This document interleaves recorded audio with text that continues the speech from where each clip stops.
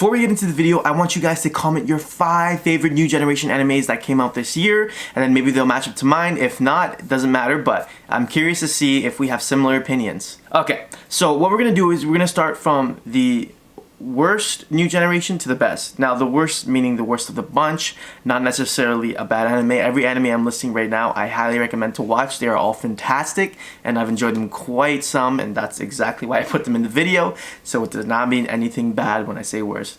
So coming at number 7 is a new anime. It's still in the process of videos coming out, like some of the other ones are, but it's called Ahira no Sora. So if you like Kuroko no Basket, I highly if you like Haikyuu, if you like both of those animes, I highly recommend watching Ahira no Sora. It's a basketball anime about a undersized basketball player who is good, and the people that he surrounds himself with at the basketball team aren't as good, and they all try to kind of level themselves up per se and get better and better. And he tries to bring the life back into the school to love basketball again, because the basketball team before he got there was quite terrible and they didn't really care much about basketball. So in a sense, it's a lot like Kuroko no Basket, where you have the basketball aspect, but not so much the power system. It's pretty much just dudes who play basketball like normal people. And then you have the Haikyuu side of it, where the main character is a lot like Hinata. He's undersized, something to prove, is always looked down upon because of his size. So, Ahira no Sora. Coming in at number 6, Kaguya-sama. Now, this is like a fan favorite. I really did enjoy this. I probably could have put it a little higher on the list, but it's just the way I think. Kaguya-sama Love Wars is basically about two people who can't admit they love each other, but they're trying to get the other person to admit that they love them, because they're kind of self-aware that they love each other in a way, but they doubt themselves in their own brain, just like a lot of us do. This is a hilarious anime. It's a slice of life, I believe that's the genre, and comedy, but it's just like a huge back and forth battle between the two, and it's something that's new and refreshing. That's something we haven't seen. I highly recommend this to people who like slices of life and comedy, because it's a really good mixture of the two. It is very fun. The characters are extremely likable, and there's this like iconic ending to one of them where like they have the pink hero girl like dancing to a song. I'm sure some of you have seen it. But yeah, guys, Kaguya-sama Love Wars. So this next anime coming in at 5th place is Fire Force. Fire Force is an extremely popular manga, and everyone was really excited when it got the adaptation to become an anime. Now, Fire Force, I gotta be honest with you, at first I didn't love it. I even dropped it after 3 episodes because I'm like, oh, great, another generic shonen. But as you watch more and more, you're like, ooh, this is actually really good. And right now where it's at, I'm super loving it. Like, it is a great anime. The main character is fantastic. His supporting cast is just as good, and a lot of good fight scenes, a lot of really good raw animation.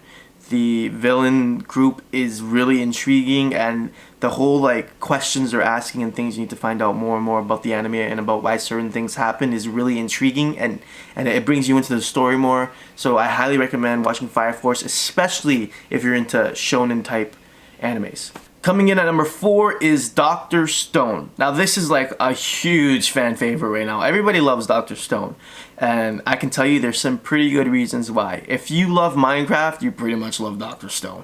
That was a joke. Don't quote me on that. So Dr. Stone is about basically people like being petrified, so like turned into stone, and then after, I'm not gonna spoil this, but however many years, they get turned back and they're trying to, you know, create civilization. Dr. Stone's the main character, Senku, that's his real name. He's probably my favorite main character of anyone on this list. He's super intelligent, very funny. He's just a super good main character. The characters around him are good. I don't think they're as good as him, but I think as the show grows, they will catch up to him eventually. But where it's at right now, it's really good.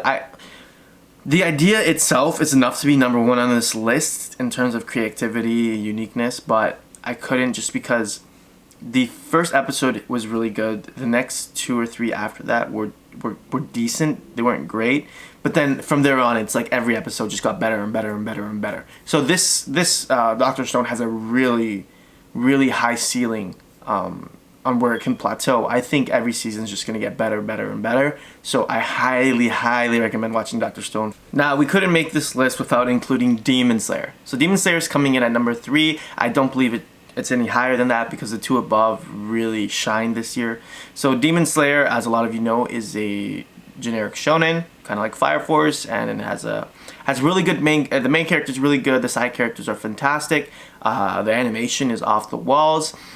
It just had a few problems with the villains, in my opinion, which didn't propel it forward and making it any higher on the list. But from where it stands right now, Demon Slayer is a very good anime. I'm sure a lot of you have already watched it, but I do recommend watching Demon Slayer. There's a lot of good aspects, and it's a good watch overall. It's a good and easy watch.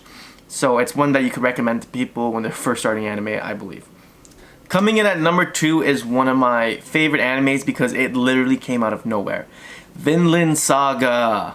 Now, Vinland Saga is a very old manga. I don't know how old. I should have looked that up maybe, but regardless, the anime came out this year. The main character, Thorfinn, is... Man, that dude is crazy. That dude's just crazy. And his supporting cast is also crazy. So this is about Vikings and a revenge story. But that's all I'm going to say because I don't want to spoil too much of the first 3 episodes. But basically, Thorfinn is the main character. He's like... He starts off as a sweet little kid and then he turns into like a complete bad boy. Like this dude, he can kill. The fight scenes are amazing in this. The side character is one in particular, Thorkel. That dude's insane. He's like pretty much a giant and like a war, like not, I don't want to say hero, but a war like god per se. And these characters, like these fight scenes, they're just so raw and so good, and like there's a lot of blood. It's a little bit gruesome in a way for an anime, like not what you're used to seeing, but it is. You need to watch Vinland Saga. The action is one of the best I've seen in a very long time, and the characters are some of the best I've seen from this entire list. Thorfinn would be probably my second favorite main character on this entire list, and then Tanjiro would be third from Demon Slayer. So if you haven't guessed it, knowing me, the number 1 is The Promised Neverland.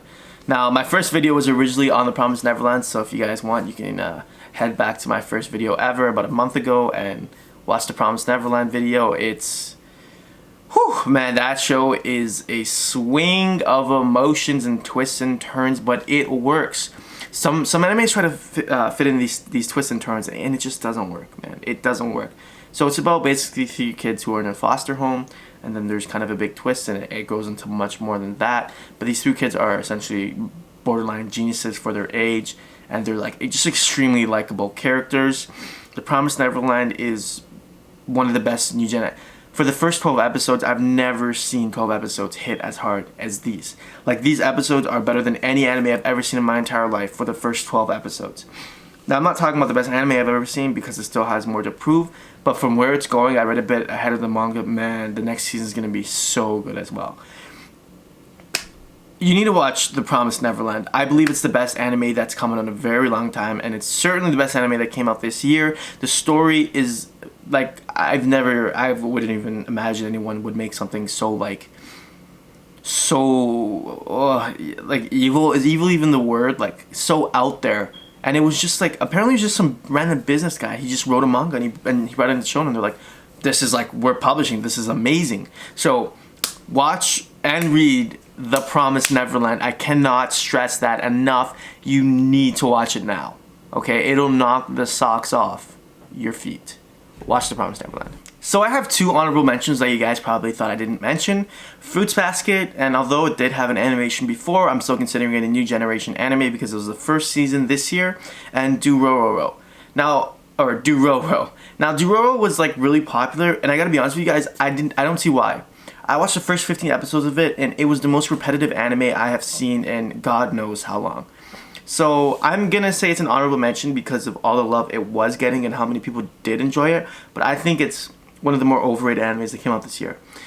Anyways, that just concludes our video. That's my top favorite 7 new animes that came out this year. I hope you enjoyed. if you come this far, subscribe, comment, hit the bell button, and smash the like button. Thank you guys for all the love you're giving me. Real Corazon is out.